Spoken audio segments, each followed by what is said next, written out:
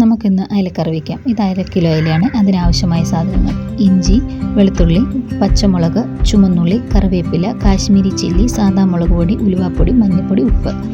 കഴുകി വൃത്തിയാക്കി വെച്ചിരിക്കുന്ന കുടംപുളി.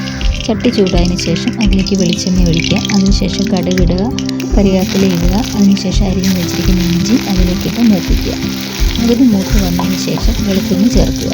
വെളുത്തുള്ളി മൂത്ത് പകുതിയാകുമ്പോഴത്തേക്കും ചുമന്നുള്ളി അരിഞ്ഞു വെച്ചിരിക്കുന്നു അതും ചേർക്കുക. അതിനുശേഷം 2 പച്ചമുളക് കീറി അതിലിടുക.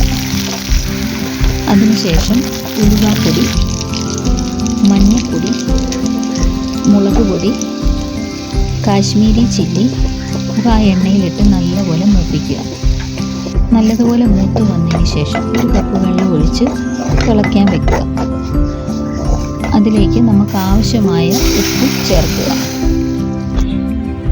അതിനുശേഷം ഒരു മൺചട്ടിയിൽ 2 കറിവേപ്പില ഇടുക. അതിലേക്ക് നമ്മൾ കട്ട് ചെയ്ത് വെച്ചിരിക്കുന്ന അയല കട്ട് ചെയ്ത് വെച്ചിരിക്കുന്നത് എരിവും ഉപ്പും ഒക്കെ പിടിക്കാൻ വേണ്ടിയിട്ടാണ് കട്ട് ചെയ്തത്.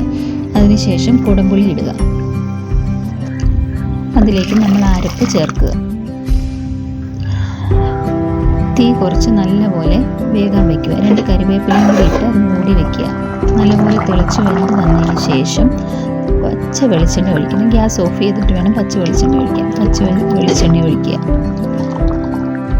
നല്ല കുടംപുളി ഇട്ട മീൻകറി തയ്യാറ്.